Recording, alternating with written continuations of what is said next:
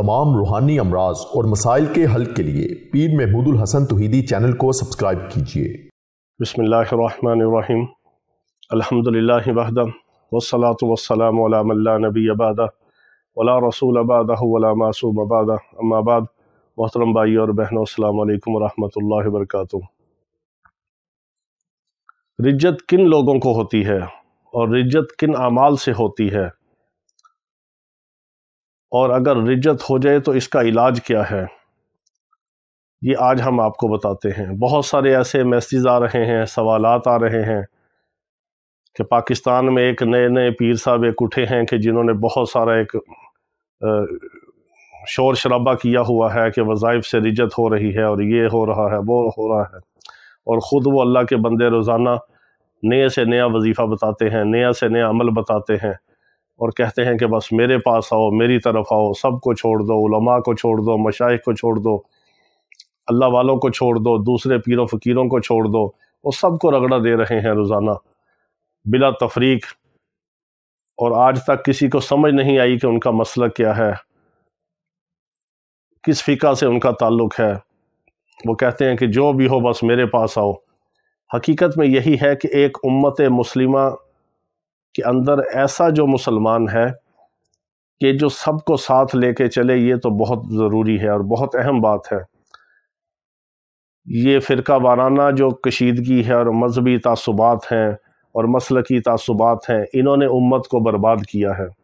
बहैसियत मुसलमान और मेरे आका अलैहिस्सलातु वस्सलाम का उम्मती होने के नाते ये हम सब के ऊपर लाजिम है कि हम इन तासुबात से, इन फ़िरका वाराना चीज़ों से, इन अपने अपने मसालिक से, अपने अपने मशरब से, अपने अपने सलासल से हम बालातर होकर उम्मती बनकर रहें और मेरे आका अलैहिस्सलातु वस्सलाम की उम्मत बनकर सोचें, उम्मत का दर्द रखें, उम्मत की खैर खाही रखें और मेरे आका अलैहिस्सलातु वस्सलाम को आखिरी नबी, आखिरी रसूल तस्लीम करें।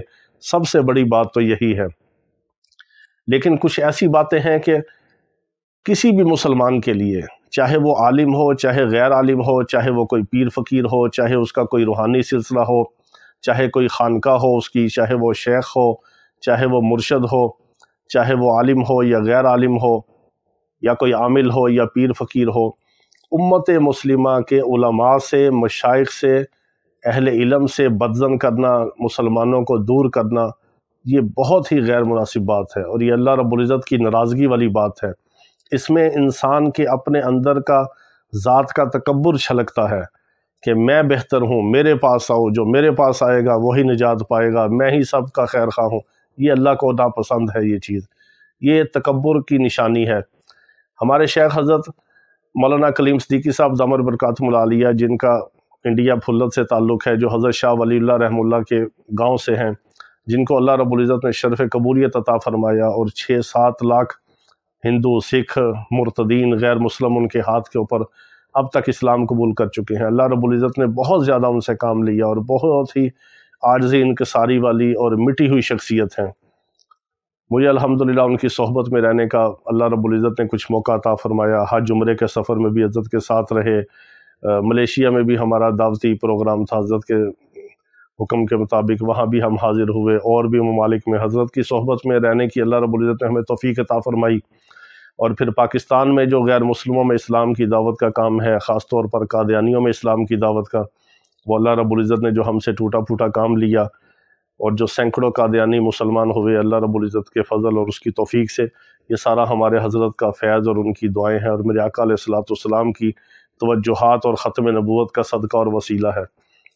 तो अल्लाह रब्बुल इज़्ज़त के ऐसे ऐसे नेक बंदे यही फरमाते हैं, जिस तरह हमारे शेख ने भी यही फरमाया कि अगर आप अपने आप को मुखलिस देखना चाहते हैं और ये अपने आप को जांचना चाहते हैं कि आया आप दीन के काम में मुखलिस हैं कि नहीं, तो आप अपने दिल को ये टटोल कर देखें कि दूसरा मुसलमान भाई जो दीन का काम कर रहा है, किसी न किसी दर्जे में, किसी न किसी शक्ल में, किसी न किसी शोबे में जो मोमिन मुसलमान दीन का काम कर रहा है, अगर मैं उसका मोमिन और मददगार हूँ तो मैं दीन के काम में मुखलिस हूँ। अगर मैं उसका रफ़ीक नहीं बल्कि उसका फ़रीक हूँ, उसको तानो तशनी का निशाना बनाने वाला हूँ, उसकी मुखालफत करने वाला हूँ और उससे हटाकर लोगों को अपनी तरफ खींचने वाला हूँ, तो मैं दीन के काम में मुखलिस नहीं हूँ। अपने इखलास को जांचने का यही एक पैमाना है। کیونکہ اخلاص اللہ رب العزت کی وہ نعمت ہے کہ جو آخر میں جا کے ملتی ہے۔ ساری زندگی انسان دین کے کام میں لگا رہے، خیر خواہی میں لگا رہے، امت کا درد لے کے در بدر پہ پھرتا رہے، آخر میں اللہ رب العزت اخلاص عطا فرماتے ہیں۔ اخلاص والے ہدایت کے چراغ ہیں۔ دنیا کے اندر بھی اور آخرت کے اندر بھی جو اعمال کی قیمت ہوگی وہ اخلاص کے مطابق ہوگی۔ جتنا اخلاص ہوگا، اگر اس میں دکھاوا ہوگا، ریاکاری ہوگی، لالچ ہوگا، طمع ہوگا، بددیانتی ہوگی، تو کسی بھی نیک عمل کی کوئی قیمت نہیں، وہ 0/0۔ اللہ اٹھا کے مار دے گا منہ پہ۔ اللہ کو کسی عمل کی ضرورت نہیں، اللہ ہمارے کسی عمل کا محتاج نہیں۔ جتنا ہمارے عمل کے اندر اخلاص ہوگا، دیانتداری ہوگی اور اندر کا اخلاص ہوگا دین کے کام میں، دین کے شعبے میں، امت کی خیر خواہی میں، اللہ کے بندوں کی خدمت میں، خیر خواہی میں، اتنا اللہ کے ہاں وہ عمل ہمارا پسندیدہ اور محبوب ہوگا۔ اللہ رب العزت ہم سب کو اخلاص عطا فرمائے۔ تو بات یہ ہو رہی تھی کہ ایسی بہت ساری چیزیں ہیں کہ جس سے ہمیں احتیاط کی ضرورت ہے۔ آج تو لوگ پہلے ہی کفر میں مبتلا ہیں، علماء سے، صلحاء سے، قرآن والوں سے، دین والوں سے، علماء مشائخ سے، اہل حق سے، جو صحیح راستہ دکھانے والے ہیں، اللہ رسول کی بات بتانے والے ہیں، قرآن و سنت کو کھول کھول کر بیان کرنے والے اور سنانے والے ہیں۔ ان کے ساتھ امت کو جوڑنے کی ضرورت ہے، اور پوری دنیا کا کفر یہ کوشش کر رہا ہے کہ پوری امت جو ہے وہ اہل علم سے، علماء سے، صلحاء سے، مشائخ سے، دین والوں سے، اللہ والوں سے کٹ کے دور ہو جائے۔ اس کی مثال اسی طرح ہے کہ جس طرح بکریاں اگر اپنے ریوڑ کے ساتھ ہوں گی، اپنے نگہبان کے ساتھ ہوں گی تو وہ محفوظ ہوں گی۔ اگر ایک بکری بھی کٹ کے الگ ہو گئی اپنے ریوڑ سے، اپنے نگہبان سے، اپنے مالک سے، تو اس کو بھیڑیا اچک لے گا اور شکار کر لے گا۔ غیر مسلم تو یہ چاہتے ہیں کہ مسلمان جو ہیں علماء سے دور ہوں۔ دین کا کس نے بتانا ہے؟ علماء نے بتانا ہے۔ انبیاء کے وارث کون ہیں؟ علماء ہیں، صلحاء ہیں، اہل علم ہیں، اہل سلاسل ہیں، مشائخ ہیں، خانقاہوں والے ہیں، جو صحیح اللہ رسول کے مطابق، حکم کے مطابق رہنمائی کرنے والے ہیں، امت کا درد رکھنے والے ہیں، امت کی خیر خواہی کرنے والے ہیں، اسلام کی دعوت دینے والے ہیں، دعوت و تبلیغ کا کام کرنے والے ہیں، مساجد اور مدارس والے ہیں۔ یہ سب دین کے قلعے ہیں، دین کی سارے نظام کے شعبے ہیں، سارے شعبوں کو ملا کے مکمل دین کا نظام ہے۔ اس سب کی نفی کر کے، سب سے لوگوں کو توڑ کے، سب سے دور کر کے انسان کہے کہ بس میرے پاس آؤ، میں سچا ہوں، میں ہی صحیح ہوں، تو یہ اللہ کو یہ بات پسند نہیں ہے۔ یہ بہت ہی خطرے والی بات ہے۔ ایسے آدمی کا ایمان بھی خطرے میں ہے۔ اللہ تعالیٰ ایسے آدمی سے ایمان بھی چھین لیتے ہیں، اعمال کی توفیق بھی چھین لیتے ہیں۔ 4 دن تو واہ واہ ہوتی ہے، انسان کی گڈی چڑھتی ہے، لیکن پھر اللہ تعالیٰ اٹھا کے زمین پہ مارتے ہیں۔ اللہ کو یہ چیز پسند نہیں۔ اللہ کے کسی ولی نے یہ دعویٰ نہیں کیا کہ میرے پاس آؤ گے تو نجات پا جاؤ گے۔ اللہ کے کسی ولی نے نہیں کہا کہ دین کے دوسرے علماء کو، صلحاء کو، مشائخ کو، خانقاہوں کو، دین کی درسگاہوں کو، مدارس کو، مساجد کو، دین کے دوسرے شعبوں میں کام کرنے والوں کو چھوڑ کے میرے پاس آؤ۔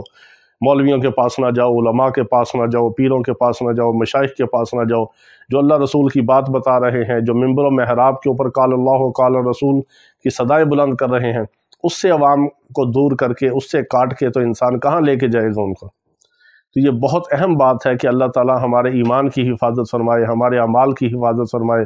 اللہ تعالیٰ ہم سے وہ بات کروائے جو اللہ کو پسند ہو، اور اس بات سے اللہ تعالیٰ ہماری حفاظت فرمائے جو اللہ اور اس کے رسول صلی اللہ تعالیٰ علیہ وسلم کو پسند نہیں ہے۔ تو بہت ساری ایسی چیزیں ہیں کہ رجت کن اعمال سے ہوتی ہے۔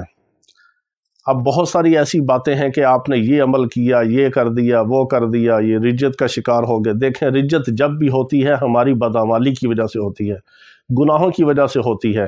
انسان کوئی عمل کرے یا نہ کرے، جو گناہ کی نحوست ہے وہی رجت ہے۔ ایک انسان ہے، وہ کوئی ورد وظیفہ نہیں کر رہا، کوئی پڑھائی نہیں کر رہا، کوئی اعمال نہیں کر رہا، لیکن وہ بے نمازی ہے، تو بے نمازی کی نحوست 40 گروں تک جاتی ہے۔ بے نمازی اپنا بے نمازی ہونے کی وجہ سے رجت کا شکار ہے۔